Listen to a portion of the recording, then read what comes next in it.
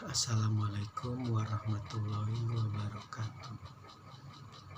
Wa mra'atu hammalatal hatab, dan begitu pula istrinya, pembawa kayu bakar, penyebar fitnah.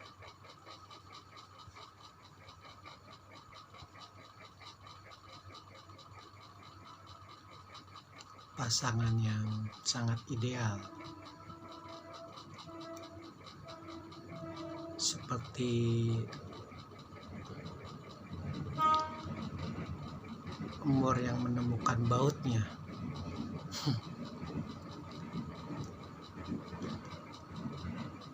Yang satu, Abu Lahab, benar-benar ingin mencelakakan Rasulullah. Yang satu benar-benar ingin menghancurkan reputasi Rasulullah dengan menyebarkan fitnah-fitnah.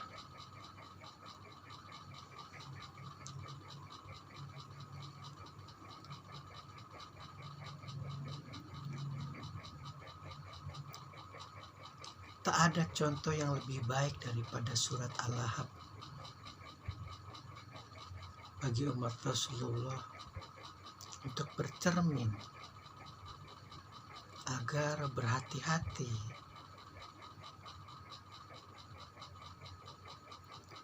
begitu halusnya godaan laknatullah,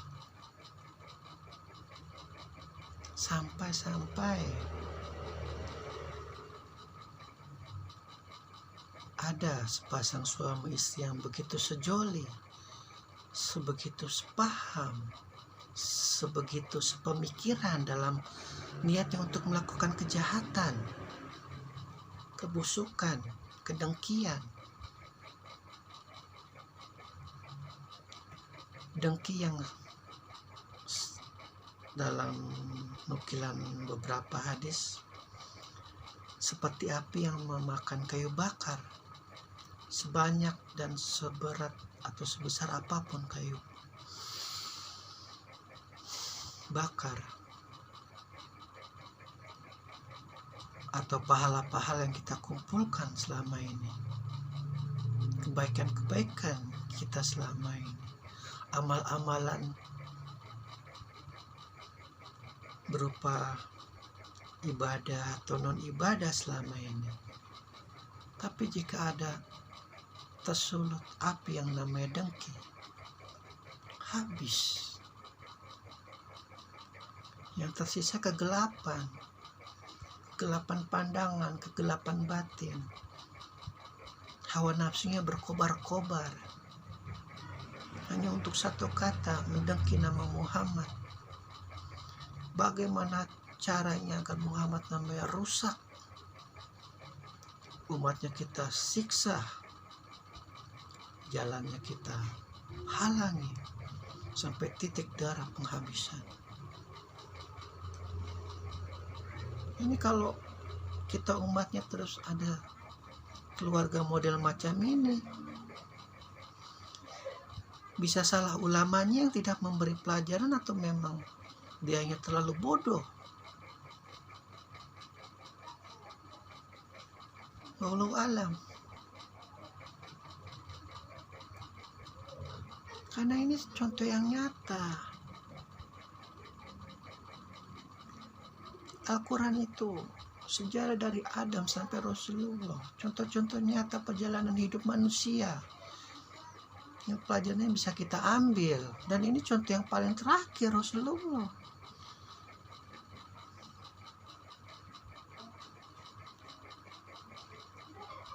Masa kita biarkan berkembang biak telur-telur iblis dalam bentuk suami istri macam begini?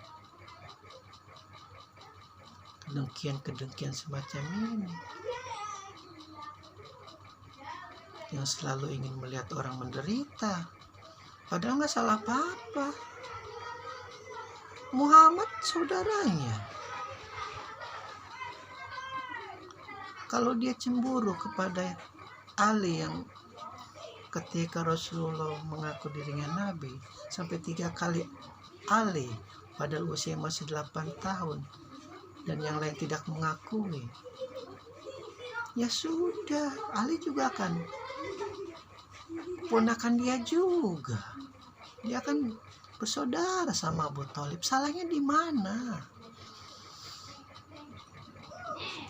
Kalaupun masalah ekonomi, masalah sistem yang akan berubah bisa dibicarakan. Selama tauhid berkembang, tidak diganggu.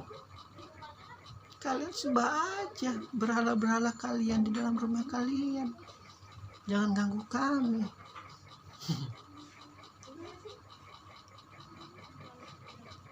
Karena dengki. Merasa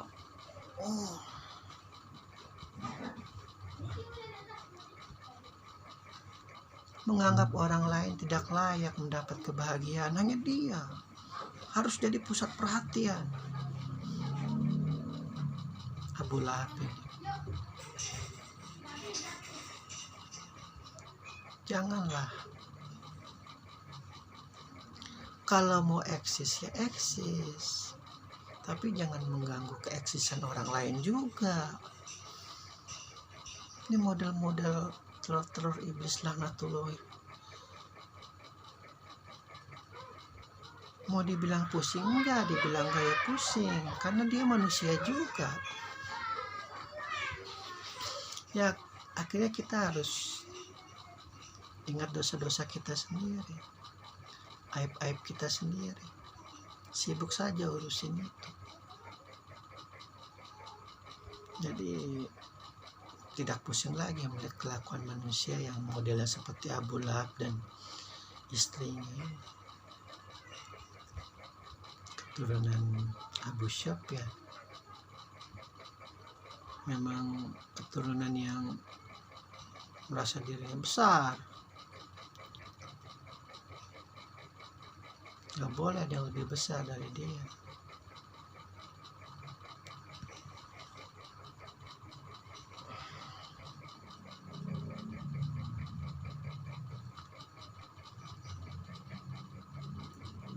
Dan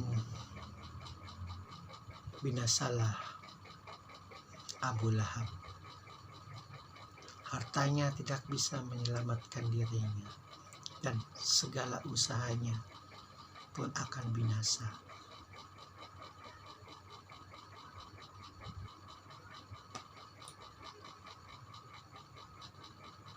Tidak berguna lagi kedua tangannya, dan dia akan dimasukkan ke dalam neraka, termasuk istrinya yang suka membawa kayu bakar.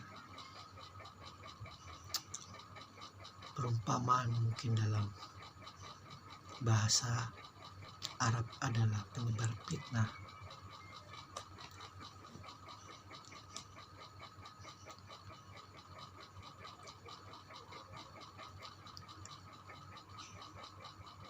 Hidup itu tidak mesti kita gembira melihat penderitaan orang lain. Kita tidak perlu harus tertawa melihat penderitaan orang lain. Kita tidak perlu harus merasa euforia, senang riang melihat penderitaan orang lain. Jangan. Kasihan kalian. Disibukkan oleh angan-angan kalian, khayalan-khayalan kalian, kebanggaan-kebanggaan semua kalian. Hidup itu harus saling-saling kasih mengasihi. Tapi kalau nggak gitu nggak seru. Aduh, jangan. Kalau mau seru main Mobile Legends aja udah, itu udah cukup seru. Atau mau main PS4 dan mainan-mainan yang diciptakan oleh manusia untuk bersenang-senang. Jangan cari kesenangan lewat kesusahan orang lain. Contohnya nyata, Abu Lahab dan istrinya dimakan oleh perut bumi, dilaknat oleh Al-Quran. Menjijikan, ya, menjijikan.